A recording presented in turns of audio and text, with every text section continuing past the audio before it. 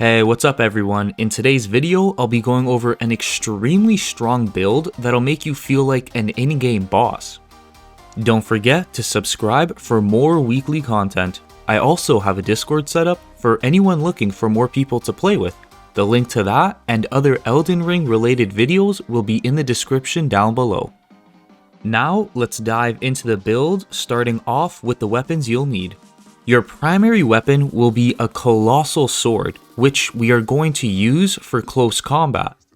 You can use whatever colossal sword, but the one I found to work best is the colossal greatsword, which has the best scaling for strength and also capable of placing different ashes of war on it. A good secondary pick would be the grafted colossal sword, which does have the second best stats for strength, but you do lose the Ashen of War spot.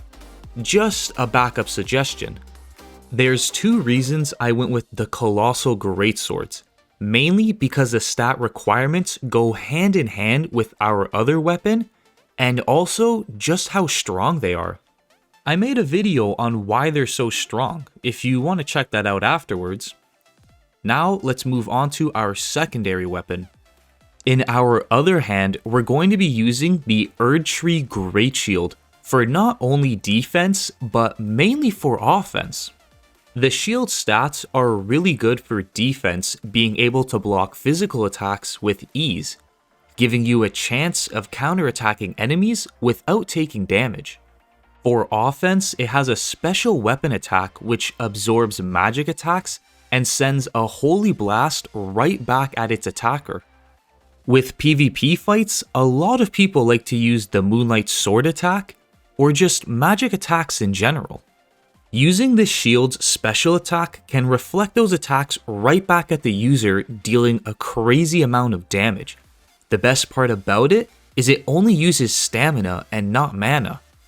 Obviously, if the person you're fighting isn't using magic, you can just two-hand your sword for more damage per swing. There's also a really broken trick you can do with the shield. You can basically turn it into a machine gun, firing the special attack non-stop. This is really fun and good for when you're running through the world of Elden Ring, destroying enemies at a range. For when, you want to turn into a machine gun and throw away the swords. Even with boss fights, this is extremely good, chipping away at their health rapidly while staying at a safe distance. Another great part about this is while you are using the shield's special attack, it also holds the shield up, protecting you from incoming attacks. So you basically get a 2-for-1 special. You can use this in PvP fights, but you'll just be a dick because of how completely overpowered and unfun this is to use against other people. To do this trick, you'll need a few things which are easy to grab and use, nothing complicated at all. The first thing you'll need is a Sacred Seal with extremely low stat requirements of 4 strength and 10 faith, which is pretty easy to get. Then you'll need the incantation Fire's Deadly Sin, which needs a bit more, being usable at 19 faith. That's all we need to activate the machine gun shield. We just use the spell with the Sacred Seal, setting ourselves on fire. But don't worry, it doesn't do a lot of damage. While we are on fire, we can spam the shield's special attack as much as we want. Next up, we have the talismans I'm using. The first one is the Shard of Alexander, which is going to increase the damage of our special attacks, those being the shield's Holy Blast and our sword's Ashen of War. With the sword's special attack being boosted, most of the time I can either take out a crazy amount of health or one-shot people in PvP fights if I land a single special attack. With the shield, it won't one-shot, but it'll take out a huge chunk of their health. The second talisman is the Great Jar's Arsenal, which increases my maximum equip load, which is important because we are using a heavy sword and shield with this build, and you'll probably want some nice armor to go with it. The third amulet is Star Scourge Heirloom? I think I pronounced that right. which increases our strength by 5 levels so we can spend less runes on leveling, and increases our damage since our sword scales off of strength. You can swap this talisman out for the Old Lord's talisman, which will increase the duration of the Fire's Deadly Sin spell, giving you more time to shoot holy blasts from the shield. The last talisman is the Sacred Scorpion Charm, which increases our holy damage, again increasing the damage of our shield blast.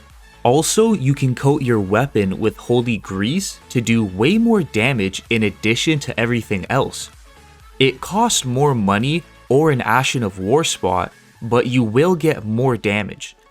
Just putting that out there.